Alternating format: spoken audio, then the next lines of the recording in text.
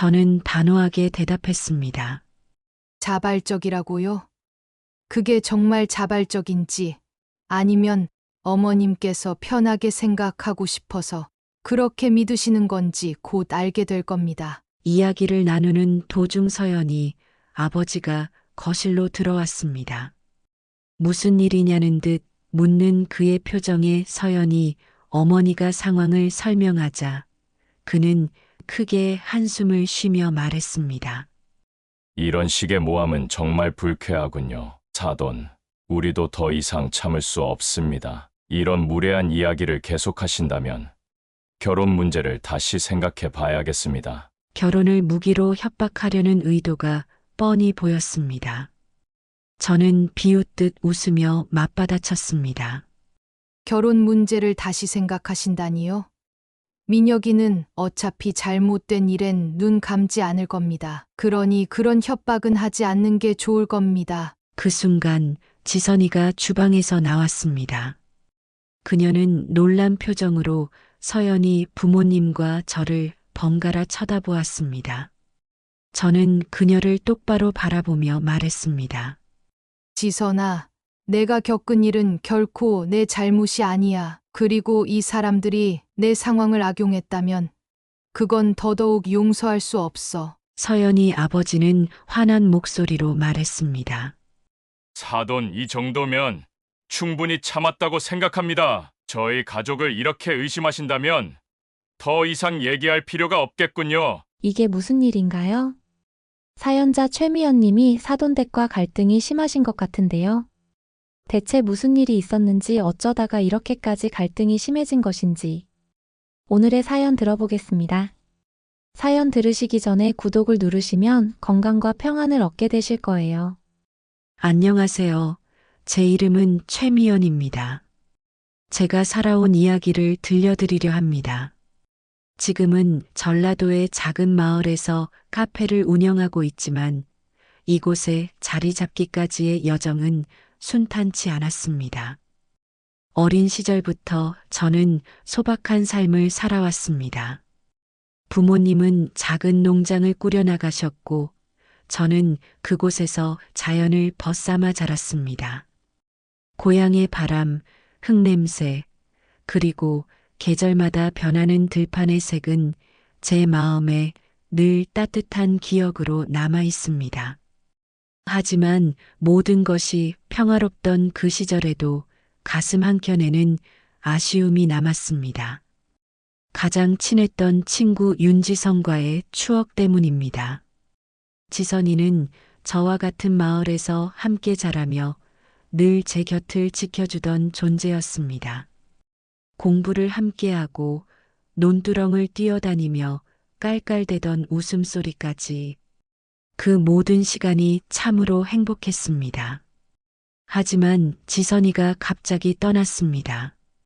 이유도 모른 채 사라졌습니다. 저는 한동안 혼란스러웠고 마음을 다잡는데 오랜 시간이 걸렸습니다. 지선이가 떠난 후 저는 홀로 살아남아야 했습니다. 부모님께서도 점점 늙어가셨고 농사일은 날이 갈수록 힘겨워졌습니다. 젊은 시절에는 도시로 나가서 일도 해보고 작은 가게를 열어보려고도 했지만 이상하게도 도시는 저와 맞지 않았습니다. 차가운 회색빛 건물 사이를 걸으며 자주 느꼈던 외로움이 떠올라요. 그래서 결국 다시 고향으로 돌아왔습니다. 부모님께서 남기신 작은 집과 밭, 그리고 주변의 따뜻한 이웃들이 저를 기다리고 있었으니까요. 고향으로 돌아온 뒤에는 작은 카페를 열었습니다. 이름은 햇살 가득이에요. 제가 아침마다 가장 좋아하는 순간인 동네에 햇빛이 퍼지는 그 순간을 담고 싶어서 붙인 이름입니다.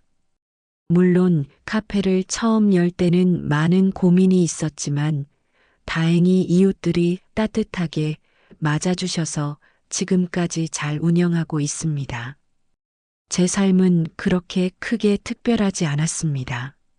누구나 그렇듯 웃고 울며 하루하루를 보내고 있었습니다. 그러던 중 아들 민혁이가 어느 날 여자친구를 집에 데려왔습니다. 예쁜 얼굴에 착하고 차분한 성격을 가진 아이였어요. 이름은 강서연이라고 했습니다. 민혁이는 그녀와 결혼하겠다고 선언했습니다. 저와 남편은 깜짝 놀랐지만 민혁이가 결혼을 원한다면 우리가 반대할 이유는 없었습니다. 서연이와의 첫 만남은 참 좋았습니다.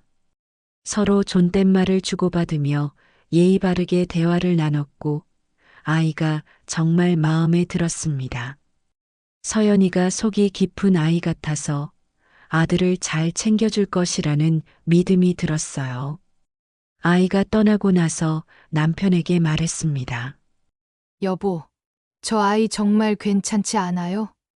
아들을 생각해서라도 우리는 이 결혼을 축복해야겠어요. 남편도 고개를 끄덕이며 제 의견에 동의했습니다. 결혼 준비가 시작되고 민혁이는 양가의 가족을 만나겠다는 계획을 세웠습니다. 그러던 중 서연이의 부모님께서 저희를 초대하셨습니다. 서울 강남 한복판에 있는 아파트였습니다. 전화로 들었을 땐 그냥 큰 아파트려니 생각했는데 막상 도착해보니 그곳은 큰 정도가 아니었습니다. 아파트 입구부터 경비원들이 2명씩 서 있었고 주변은 온통 고급스러운 조경으로 꾸며져 있었습니다. 집 안으로 들어섰을 때는 정말 압도됐습니다. 넓은 거실에는 고급 소파와 커다란 샹들리에가 걸려 있었고 벽에는 유명 작가의 그림들이 걸려 있었습니다. 서연이의 부모님도 우리를 따뜻하게 맞아주셨습니다. 하지만 그 모든 호의와 따뜻함이 무색할 만큼 저는 긴장됐습니다. 내내 남편의 손을 꼭 잡고 있어야 할 정도로요. 그렇게 거실에 앉아 차를 마시며 이야기를 나누던 중 주방에서 누군가 움직이는 소리가 들렸습니다. 누군가가 나왔습니다. 가사도우미라고 소개받은 분이었어요. 그런데 그분을 보는 순간 제가 손에 든 잔이 덜덜 떨리기 시작했습니다. 윤지선이었습니다. 제가 찾던 친구, 아니 찾을 수 없었던 친구였습니다.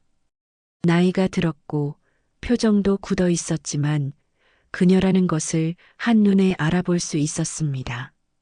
순간 저는 아무 말도 할 수 없었습니다. 친구가 왜 여기 있는지, 왜 저를 알아보지 못하는지 모든 것이 머릿속을 뒤엉켰습니다. 친구가 잠시 저와 눈이 마주쳤습니다. 하지만 그녀의 눈에는 저를 알아보는 기색이 전혀 없었습니다.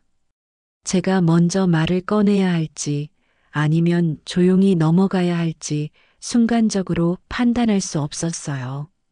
제가 알고 있는 윤지선이라면 절대 이런 곳에서 가사도우미로 일할 사람이 아니었습니다.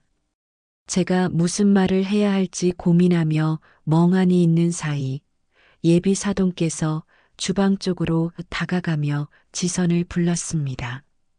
아줌마, 거기서 뭐 해요? 빨리 준비해 주세요. 저 목소리에 담긴 은근한 압박감은 저를 더 불편하게 만들었습니다. 제 마음속에는 온갖 의문과 분노가 뒤섞였습니다. 윤지선이 왜 이 집에 있는지, 왜 저렇게 힘들어 보이는지 알아내야 했습니다. 하지만 지금 당장은 아무 말도 하지 못했습니다. 머릿속에서 여러 가지 생각들이 소용돌이 쳤습니다. 이 집에서 어떤 일이 벌어지고 있는지, 제 친구 윤지선에게 무슨 일이 있었던 것인지 저는 반드시 알아내고 싶었습니다. 그날 집으로 돌아오면서도 저는 계속해서 친구의 얼굴을 떠올렸습니다. 그리고 결심했습니다. 제 친구를 위해 그 이유를 반드시 밝혀내겠다고 말입니다. 집으로 돌아오는 길 내내 머리가 복잡했습니다. 윤지선, 제가 그렇게 찾아 헤매던 친구가 왜 그곳에서 가사도우미로 일하고 있었던 걸까요? 차 안에서 남편은 서연이 부모님이 꽤 친절했다고 말했지만 저는 고개를 끄덕일 수도 없었습니다. 제 머릿속은 이미 지선이 생각으로 가득 차 있었습니다. 남편이 물었습니다. 여보, 어디 아파요? 왜 이렇게 말이 없어요? 괜찮아. 그냥 피곤해서 그래요. 하지만 제 속은 결코 괜찮지 않았습니다. 저희가 살던 시골 마을에서 함께 뛰놀던 밝은 모습의 지선이가 주방에서 움츠린 채 일하던 그 모습으로 겹쳐 보였습니다. 왜 그리 힘들어 보였는지, 무슨 이유로 그렇게 주눅이 들어 있었는지 이해할 수 없었습니다. 집에 도착하자마자 남편은 TV를 틀고 소파에 앉았지만 저는 그러지 못했습니다. 제 안에 소용돌이치는 이 감정을 누군가에게 털어놓을 수도 없었고 혼자만의 시간으로도 정리가 되지 않았습니다. 그래서 제 방으로 들어가 책상 앞에 앉았습니다. 그곳에는 제가 예전에 쓰던 작은 사진첩이 놓여 있었습니다. 사진첩을 펼치자 어렸을 때 지선이와 찍은 사진들이 나왔습니다. 여름날 강가에서 물장구를 치며 찍은 사진, 둘이서 눈사람을 만들어 웃고 있는 사진, 그리고 학교 운동장에서 서로의 어깨를 감싸 안고 찍은 사진까지. 그 시절 지선이는 항상 활짝 웃고 있었습니다. 그런데 오늘 본 그녀는 전혀 달랐습니다. 저는 머리를 싸쥐고 고민했습니다. 지선이가 도대체 무슨 일을 겪었기에 이렇게 변했는지, 그리고 제가 지금 무엇을 해야 하는지 혼란스러웠습니다. 솔직히 말하자면 무섭기도 했습니다. 혹시라도 제 잘못된 행동으로 그녀가 더 힘들어지지 않을까 하는 두려움이 제 발목을 잡았습니다. 하지만 시간이 지날수록 의문은 더 커졌습니다. 그리고 결국 결심했습니다.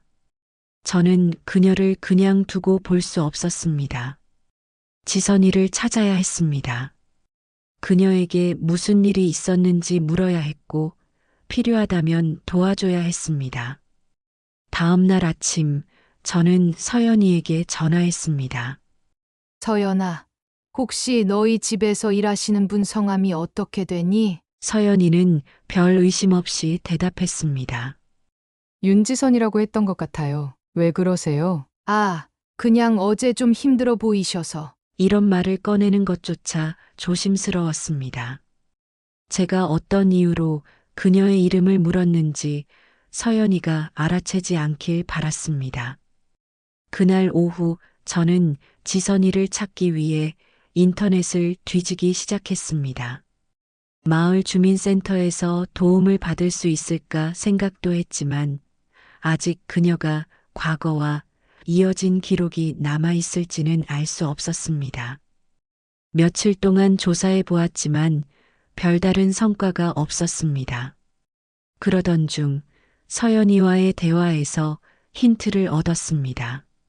서연이가 말하길 도우미 아줌마는 원래는 고아원 출신이라며 부모님도 형제도 없다고 이야기했습니다. 고아원? 그럴 리가 없었습니다. 제가 아는 지선이는 분명 부모님과 함께 살았습니다. 아버지는 목수였고 어머니는 작은 가게를 운영하셨습니다. 그런데 그 집에서 왜 지선을 고아원 출신이라고 알고 있었던 걸까요? 의문이 커졌고 저는 그 집 주변을 알아보기로 했습니다. 차를 몰고 서울로 올라가 서연이네 아파트 근처를 둘러보았습니다. 낮 시간에 지선이가 밖에 나올지도 모른다는 기대를 안고 주변을 배회했지만 그녀는 보이지 않았습니다. 대신 단지 내 공원에서 산책하는 주민들에게 서연이네 집에 대해 물었습니다. 고급 단지라 그런지 서로서로 잘 아는 것 같더라고요. 그런데 놀랍게도 그들은 사돈댁에 대해 썩 좋지 않은 이야기를 했습니다. 고상한 척하지만 일하는 사람들을 꽉 잡아두고 힘들게 한다는 소문이 많았어요. 저 집에 오래 계신 분들 보면 꼭 나중에 말라빠져서 나가더라고요라는 제가 들은 말에 속이 서늘해졌습니다. 혹시 지선이가 그런 상황에 놓여 있는 것은 아닌지 의심이 들었습니다. 이젠 더 이상 가만히 있을 수 없었습니다. 그녀를 만나야만 했습니다. 며칠 후 저는 다시 서연이네 집으로 향했습니다. 이번엔 선물이라며 과일 한 상자를 들고 갔습니다. 예비 사돈은 반갑게 맞아주었고 저를 안으로 들였습니다. 저는 거실 소파에 앉아 주위를 살피며 예비 사돈과 대화를 나눴습니다. 그런데 대화 중에 그녀가 무심코 던진 말이 제게 큰 충격을 주었습니다. 도우미 아줌마는 원래부터 이런 일에 익숙한 사람이라 괜찮아요. 보살필 가족도 없고 우리 집에서 지내는 게 그나마 나을 거예요. 이런 말을 들으며 제 속이 끓어올랐습니다. 그러는 동안 주방에서 지선이가 나왔습니다. 그녀는 여전히 눈을 내리깔고 있었고 제가 눈을 마주치려고 해도 피하는 듯 했습니다. 제 마음속엔 여러 가지 말들이 맴돌았지만 지금 당장 여기서 그녀에게 말을 거는 건 적절하지 않아 보였습니다. 하지만 제가 결심했습니다. 더 이상 그녀를 외면하지 않을 것입니다. 그녀가 지금 어떤 상황에 처해 있는지, 왜 이렇게 된 것인지 반드시 알아내겠다고 말입니다. 며칠 동안 저는 지선이에 대한 생각으로 가슴이 답답했습니다. 그녀가 그 집에서 무슨 일을 겪고 있는지, 왜 저를 알아보지 못하는지 알 수 없었고, 답답한 마음에 밤잠을 이루지 못했습니다. 사진첩을 꺼내 예전의 지선을 떠올릴 때마다 마음 한켠이 아려왔습니다. 하지만 단순히 아프기만 할 수는 없었습니다. 반드시 그녀에게 무슨 일이 있었는지 알아야겠다는 생각이 점점 강해졌습니다. 어느 날 아침 저는 다시 한번 서연이 어머니에게 전화를 걸었습니다. 목소리를 최대한 밝게 유지하며 말했어요. 어머님, 안녕하세요.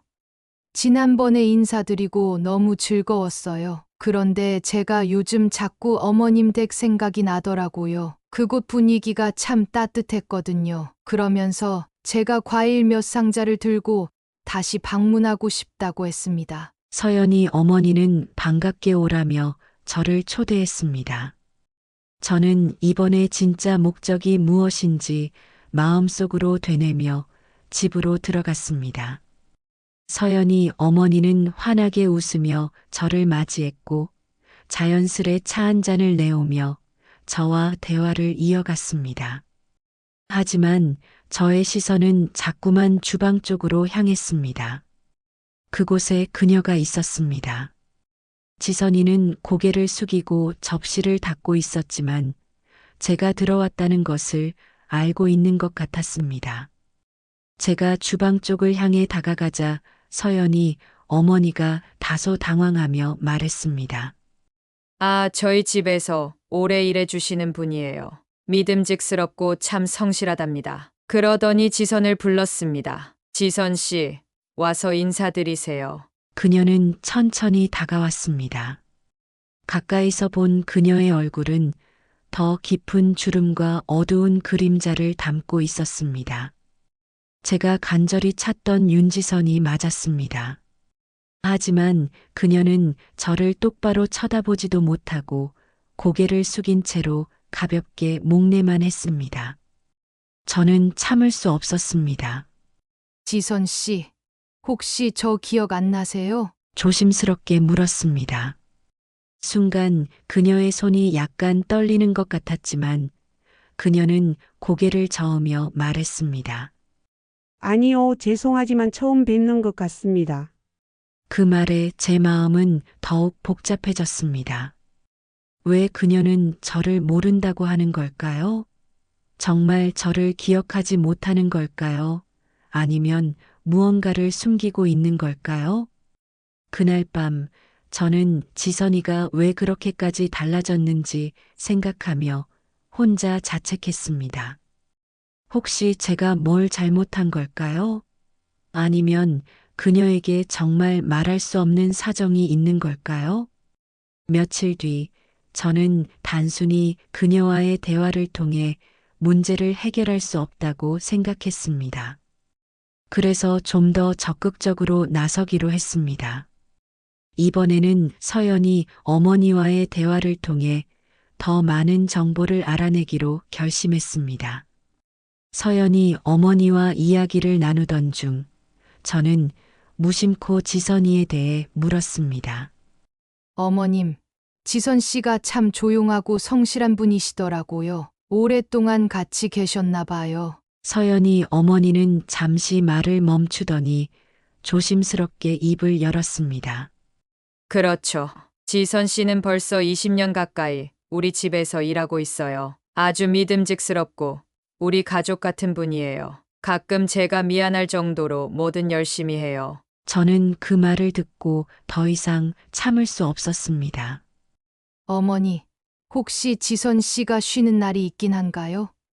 그렇게 오래 일하셨으면 힘드실 텐데요. 서연이 어머니의 얼굴에 미묘한 변화가 있었습니다. 쉰다고요? 글쎄요. 지선 씨는 워낙 부지런해서 쉬는 날도 잘 안 가지려고 해요. 어쩌면 그게 더 편한 분인지도 몰라요. 저희가 그분을 정말 잘 챙겨드리고 있습니다. 그 말을 듣고 저는 속이 끓어올랐습니다. 잘 챙긴다면서 쉬는 날조차 제대로 주지 않는다는 것이 말이 된다고 생각하느냐는 말이 목 끝까지 차올랐지만 차마 그 자리에서는 내뱉지 못했습니다. 그날 밤 저는 집으로 돌아와 서연이네 이웃 주민들에게 다시 이야기를 들어보기로 결심했습니다. 그녀가 얼마나 힘든 상황에 놓여 있는지, 그리고 그 집에서 무슨 일이 벌어지고 있는지 알아내야만 했습니다. 그렇게 저는 더 깊숙이 이 문제에 발을 들이기로 결심했습니다. 윤지선을 지켜보고만 있을 수는 없었습니다. 이제는 제가 그녀를 위해 뭔가를 해야 할 때였습니다. 지선이를 직접 만나야겠다는 결심은 점점 더 굳어졌습니다. 그녀가 왜 그 집에 있는지, 왜 저를 못 알아보는지, 아니면 애써 모르는 척하는 것인지, 제가 품고 있는 모든 의문에 대한 답은 그녀와의 대화 속에서만 찾을 수 있을 것 같았습니다. 하지만 서연이네 집에서 지선이와 단독으로 이야기를 나눌 기회는 좀처럼 오지 않았습니다. 며칠 뒤 저는 다시 서연이 어머니에게 전화를 걸었습니다. 어머님, 이번에 제가 시간을 좀 내서 과일과 음식을 좀 더 챙겨가고 싶어요. 지난번에 너무 성의 없었던 것 같아서요. 이렇게 얘기하면 자연스레 방문할 수 있는 핑계가 생길 거라 생각했습니다.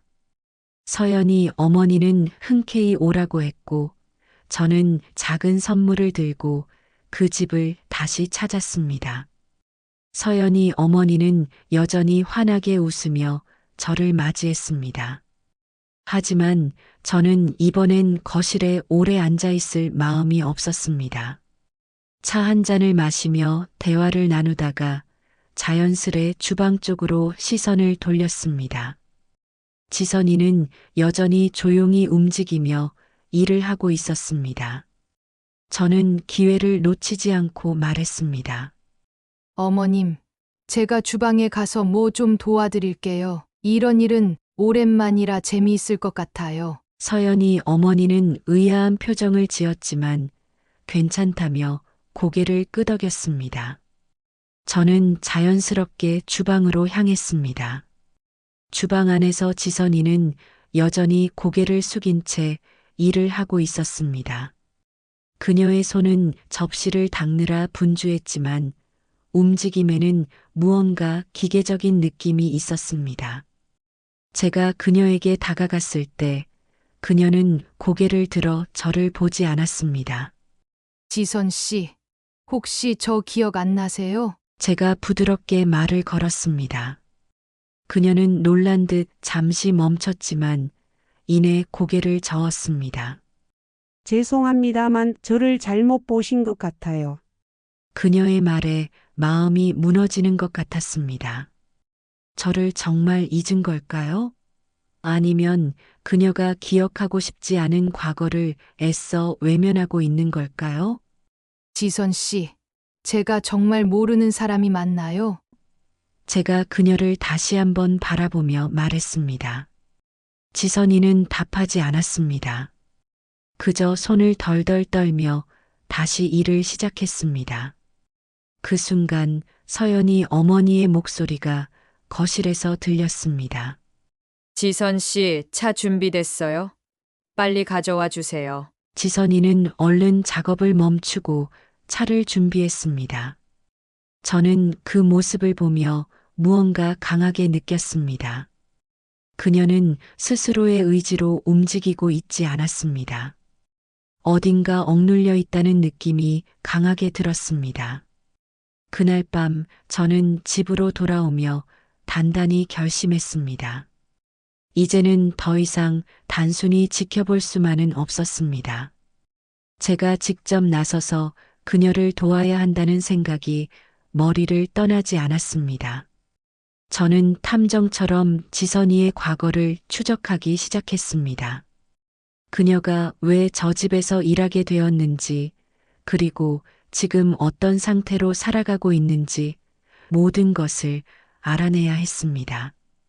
시간이 갈수록 그녀를 구해내야겠다는 책임감이 더 강해졌습니다. 이대로 그녀를 내버려 두었다간 그녀의 삶은 더 이상 나아지지 않을 것 같았기 때문입니다. 그리고 저는 다시 그녀를 만날 방법을 고민하기 시작했습니다. 이제 그녀와 마주할 때는 무조건 직접적인 질문을 던지고 그녀가 무엇을 두려워하고 있는지, 무엇 때문에 그렇게 지내는지 반드시 알아낼 것입니다. 제가 알고 있는 윤지선은 결코 그렇게 무기력한 사람이 아니었습니다. 그녀가 다시 그 밝고 강한 모습을 되찾을 수 있도록 도와주겠다고 마음속으로 다짐했습니다. 며칠 동안 지선이에 대한 생각이 제 머릿속을 떠나지 않았습니다. 그녀가 말하지 못한 진실이 무엇인지, 왜 그렇게 자신을 포기한 듯한 모습으로 살아가고 있는지 알아내야 했습니다. 더 이상 그녀를 방치할 수는 없었습니다. 그날 저녁 저는 서연이네 집 근처에서 차를 세웠습니다. 주방 불이 꺼져 있는 걸 보니 지선이가 집 안에 없는 것 같았습니다. 조금 더 기다려보기로 했습니다. 근처 슈퍼마켓에서 작은 봉지를 든 채 걸어오는 사람이 보였을 때 그 모습이 너무 익숙했습니다. 지선이었습니다. 그녀는 고개를 숙인 채 걸어오고 있었습니다. 제가 조용히 다가가 그녀 앞에 섰습니다. 지선아, 나 알지? 제 목소리는 낮고 단호했지만 제 마음은 떨리고 있었습니다. 지선이는 걸음을 멈췄습니다. 그녀의 눈이 커졌고 봉지를 든 손이 약간 떨리는 게 보였습니다.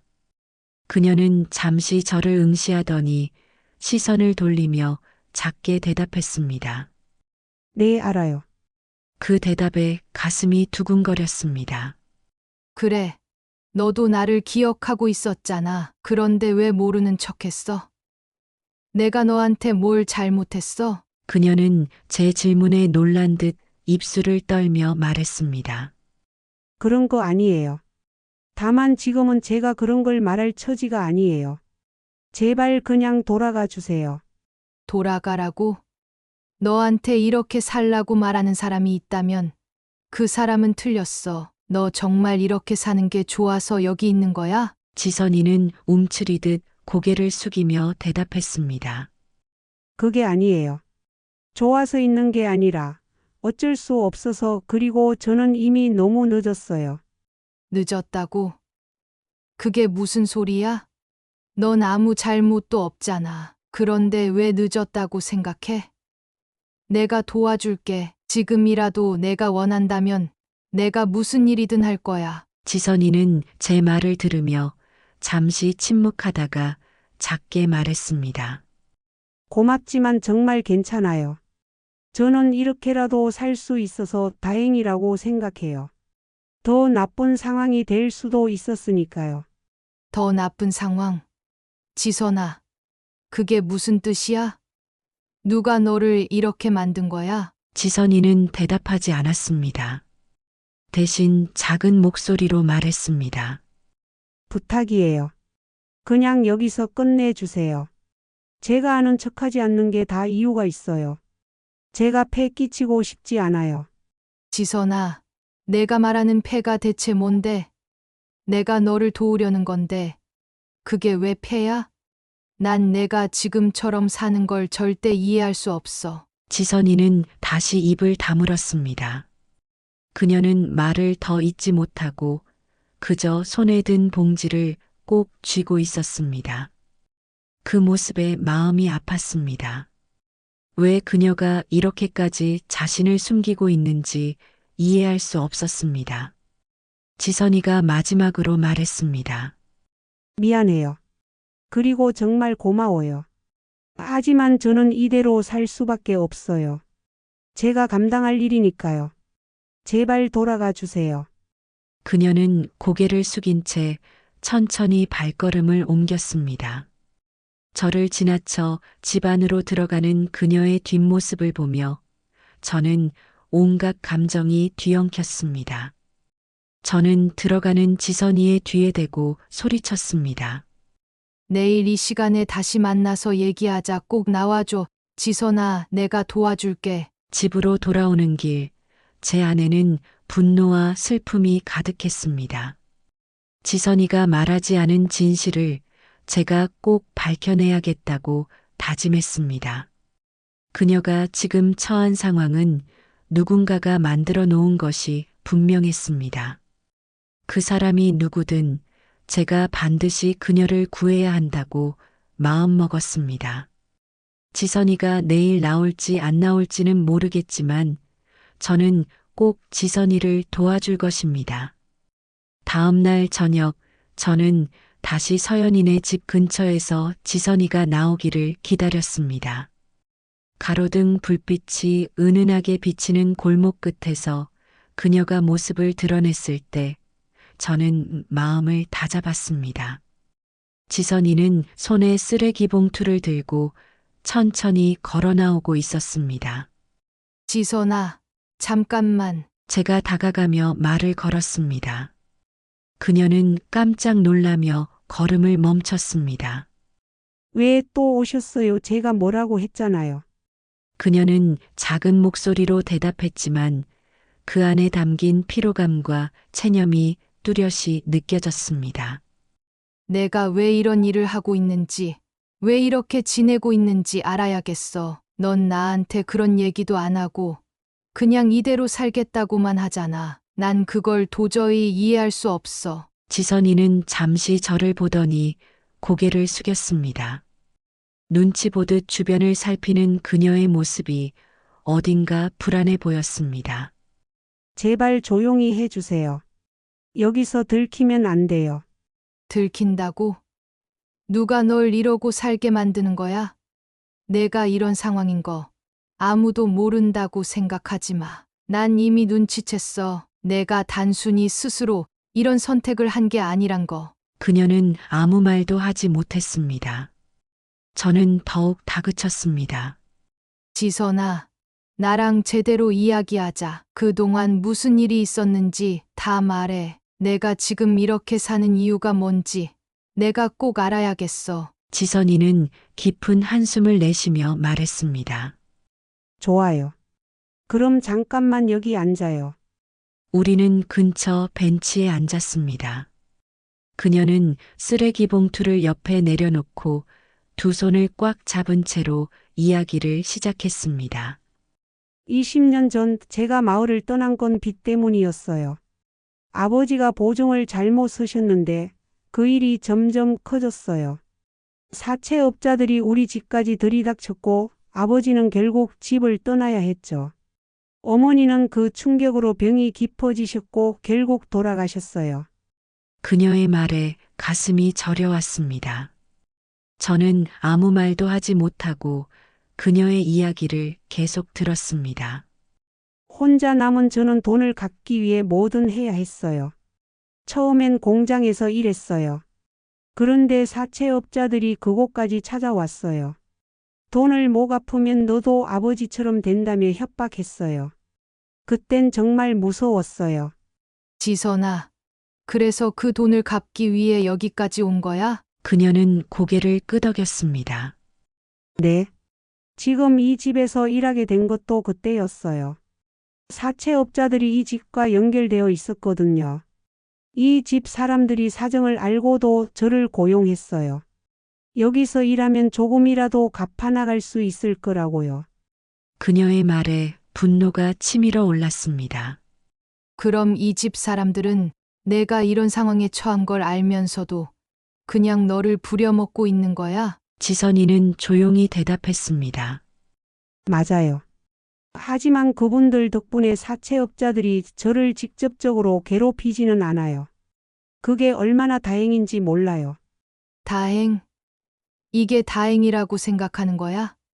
내가 20년 동안 부당하게 일하고 쉬지도 못하고 살고 있는 게 다행이라고? 지선아, 이건 말이 안 돼. 그녀는 눈물을 흘리며 말했습니다. 제가 할 수 있는 건 이것뿐이에요. 이 집에서라도 일할 수 있는 게 제겐 가장 안전한 선택이에요. 저는 더 이상 참을 수 없었습니다.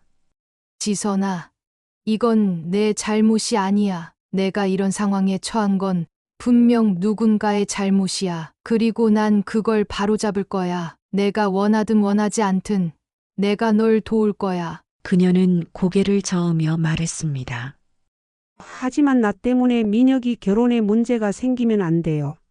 지선아, 지금은 민혁이 결혼 문제가 아니야. 넌 내 인생을 되찾아야 해. 내가 그걸 도와줄 거야. 그러니까 이제 더 이상 이런 데서 고생하지 마. 그녀는 끝내 말을 잇지 못하고 눈물을 닦으며 자리에서 일어났습니다. 저도 그녀를 따라 일어서며 마지막으로 말했습니다. 지선아, 난 이걸 절대 그냥 넘어가지 않을 거야. 내가 그렇게 원하더라도 널 이대로 두진 않을 거야. 마지막으로 그녀는 제가 마음을 연 듯 예전 친구처럼 말해줬어요. 그래 미연아 고마워. 그날 밤 저는 집으로 돌아와 그녀의 이야기를 곱씹으며 결심을 굳혔습니다. 이제 제가 해야 할 일은 분명해졌습니다.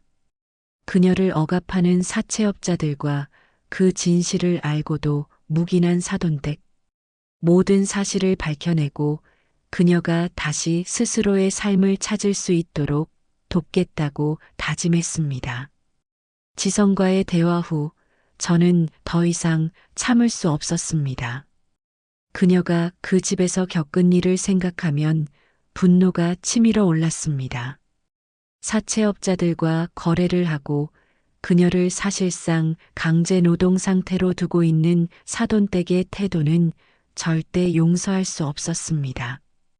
지선을 도와 그녀의 삶을 되찾아주기 위해 무엇이든 해야겠다고 결심했습니다. 다음 날 저는 예비 사돈댁에게 전화를 걸었습니다. 그리고 최대한 차분한 목소리로 말했습니다. 사돈, 제가 드릴 말씀이 좀 있어요. 지선 씨에 대한 이야기입니다. 서연이 어머니는 다소 당황한 듯 했지만 저를 집으로 초대했습니다. 저는 이 일을 더 이상 회피할 수 없었기에 준비를 단단히 하고 그 집을 찾았습니다. 거실에 앉아 차를 마시는 동안 서연이 어머니는 상냥한 표정으로 말했습니다. 무슨 일로 오셨나요? 지선 씨 때문에요. 맞아요. 제가 어제 지선 씨와 이야기를 좀 나눴는데요. 어머님, 그분 상황이 정말 괜찮은 건가요? 제가 돌려 말하지 않고 바로 본론으로 들어갔습니다. 서연이 어머니는 눈썹을 살짝 치켜 올리며 대답했습니다. 괜찮다니요. 무슨 뜻으로 하시는 말씀인지 모르겠네요. 지선 씨는 아주 성실하게 일하고 있고, 저희도 그분을 잘 챙겨드리고 있어요. 잘 챙겨주신다고요?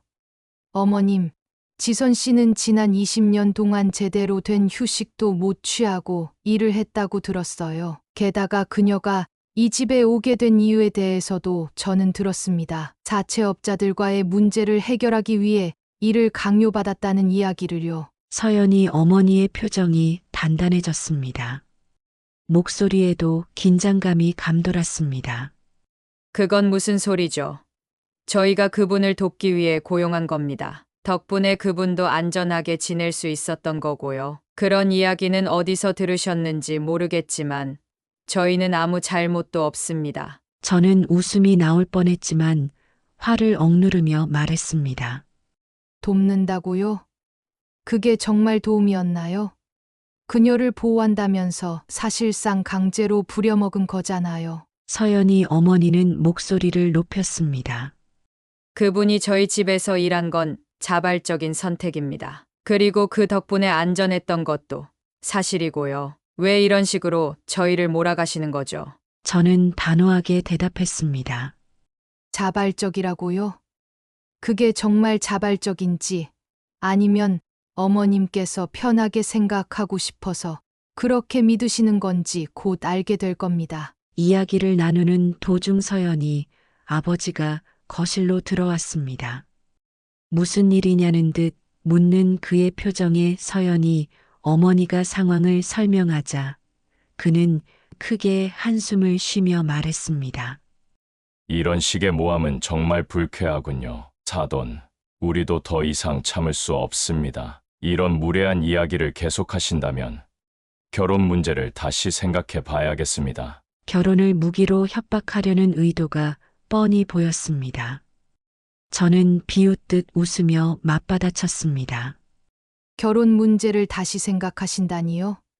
민혁이는 어차피 잘못된 일엔 눈 감지 않을 겁니다. 그러니 그런 협박은 하지 않는 게 좋을 겁니다. 그 순간 지선이가 주방에서 나왔습니다. 그녀는 놀란 표정으로 서연이 부모님과 저를 번갈아 쳐다보았습니다.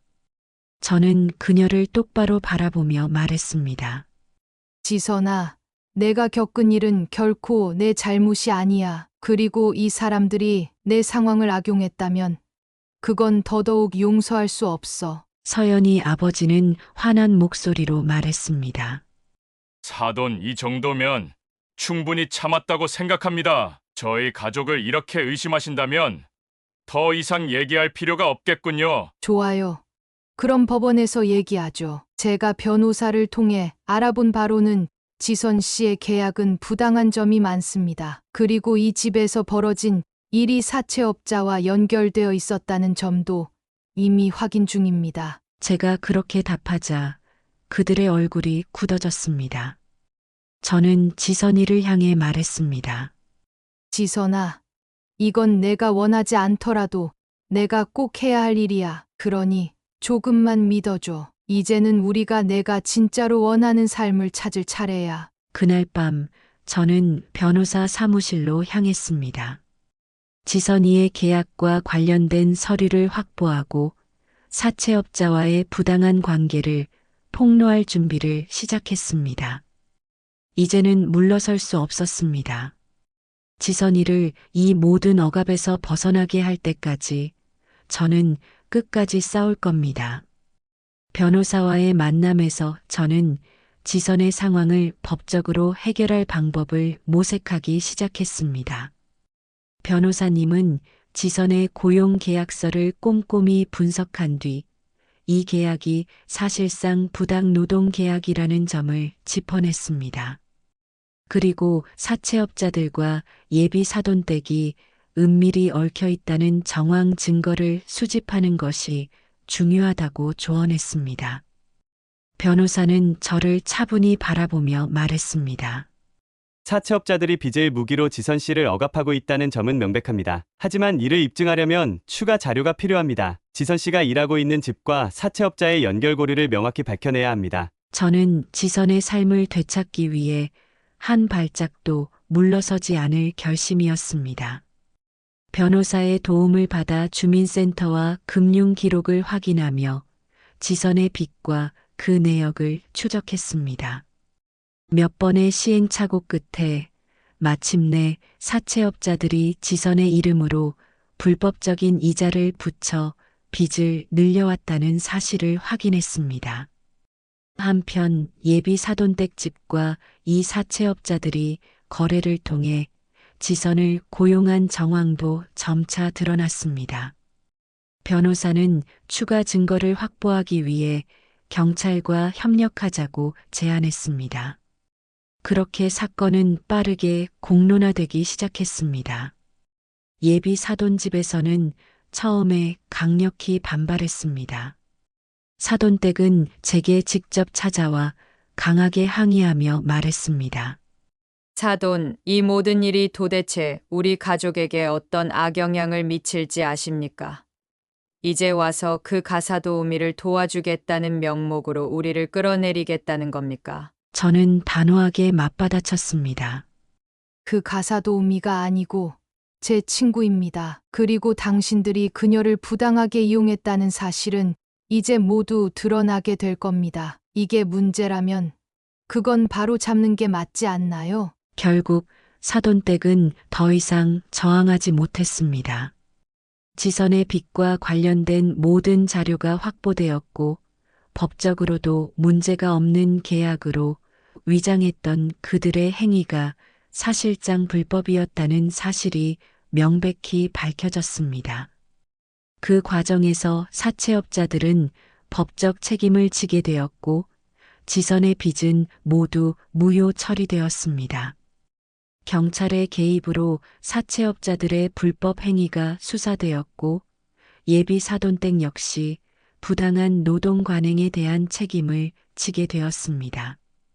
지선은 마침내 자유로워졌습니다.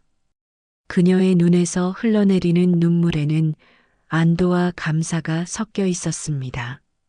며칠 뒤 지선은 저와 마주 앉아 차를 마시며 조심스럽게 입을 열었습니다. 미연아, 내가 진짜로 하고 싶었던 말이 있어. 사실 너한테 미안했어. 내가 너를 피해 다닌 이유는 내가 날 보는 게 부끄러워서였어. 제가 고개를 저으며 말했습니다. 부끄러워할 건 내가 아니라 너를 그런 상황에 몰아넣은 사람들이야. 지선은 깊은 한숨을 쉬며 말을 이어갔습니다.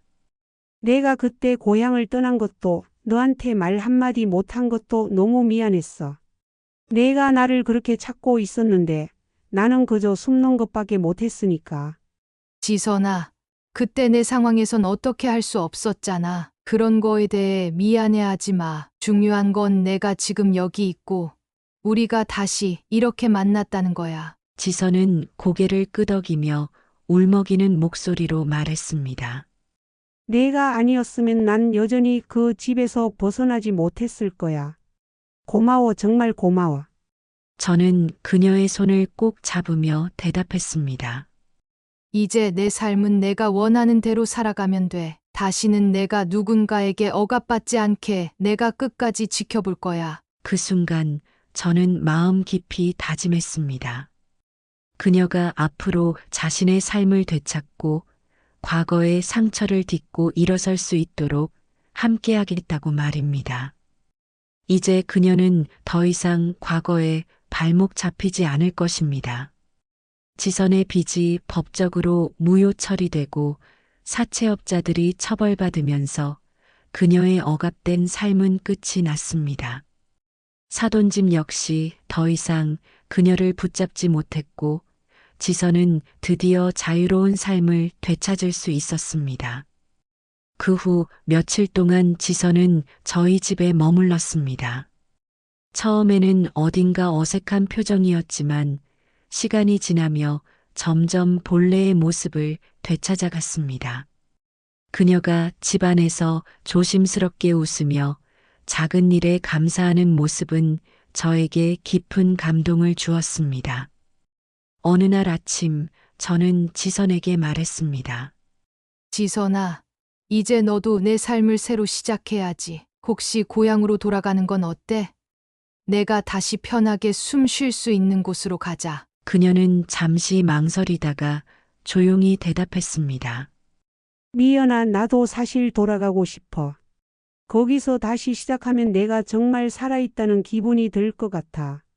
그렇게 우리는 함께 고향으로 돌아갔습니다. 그곳은 여전히 옛날 그대로의 평화로운 모습을 간직하고 있었습니다. 지선과 저는 어릴 적 뛰놀던 골목길을 걸으며 예전 이야기를 나누었습니다. 마치 세월이 거꾸로 흐르는 것만 같았습니다. 지선은 고향에 작은 카페를 열었습니다. 손님들에게 따뜻한 차와 간단한 간식을 내놓으며 그녀는 새 삶을 꾸리기 시작했습니다. 그곳에서 일하는 그녀의 얼굴에는 더 이상 억눌린 표정이 없었습니다. 저는 자주 그 카페에 들러 그녀와 함께 시간을 보냈습니다. 우리는 마치 가족처럼 서로의 삶을 나누었고 그녀가 조금씩 회복되어 가는 모습을 보며 마음이 뭉클해졌습니다. 하지만 우리는 과거의 상처를 잊지 않기로 했습니다. 지선과 저는 힘을 모아 강제 노동과 가사 노동 문제를 알리는 활동을 시작했습니다. 지역 사회에서 강연을 열고 어려운 상황에 처한 사람들을 돕기 위한 상담소를 운영했습니다. 처음엔 조용히 시작한 일이었지만 점점 더 많은 사람들이 우리 이야기에 귀를 기울였습니다. 지선은 자신의 경험을 솔직히 나누며 사람들에게 용기를 주었고 저는 그녀의 곁에서 든든한 동반자가 되어 주었습니다. 어느 날 지선이 제게 말했습니다. 미연아, 너 없었으면 난 아직도 그 집에서 벗어나지 못했을 거야. 내가 내 손을 잡아줘서 정말 고마워. 제가 그녀를 바라보며 대답했습니다. 지선아, 넌 내가 아니라도 충분히 여기까지 왔을 거야. 근데 내가 내 곁에 있을 수 있어서 행복해. 우리 이제 가족이잖아. 그 순간 우리는 서로를 바라보며 웃었습니다. 그 웃음 속엔 더 이상 아픔이 아닌 희망과 새로운 시작이 담겨 있었습니다. 지선은 이제 새로운 삶을 시작했습니다. 그녀는 더 이상 과거에 얽매이지 않았고 자신의 힘으로 세상과 맞서며 하루하루를 채워나갔습니다. 저 역시 그녀를 통해 많은 것을 배웠습니다. 서로의 상처를 치유하며 우리 둘 다 더 강해지고 밝아진 것 같았습니다. 운영하는 상담소에는 매주 새로운 사람들이 찾아왔습니다. 그들의 이야기를 들으며 우리는 과거의 우리 모습을 떠올리기도 했고 그들을 돕기 위해 더 많은 노력을 기울였습니다. 지선의 카페에는 따뜻한 차 향기가 가득하고 그녀의 웃음소리가 손님들의 마음을 편안하게 만들어 주었습니다.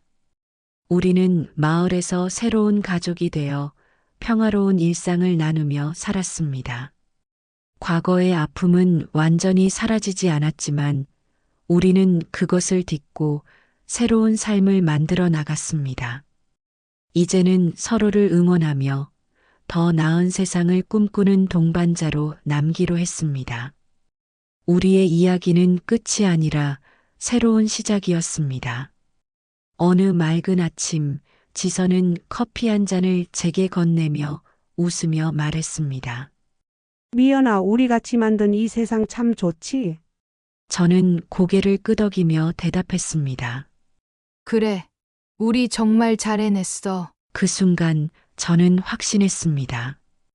우리가 만들어 나갈 내일은 더 밝고 아름다울 것이라고. 오늘의 사연 들으시고 어떤 생각이 드셨나요? 사연자분께 해주고 싶으신 말씀 있으시면 댓글 부탁드리고 구독을 누르시면 여러분께 내일 좋은 소식이 찾아올 거예요. 그럼 다음 사연에서 만나 뵙겠습니다. 감사합니다.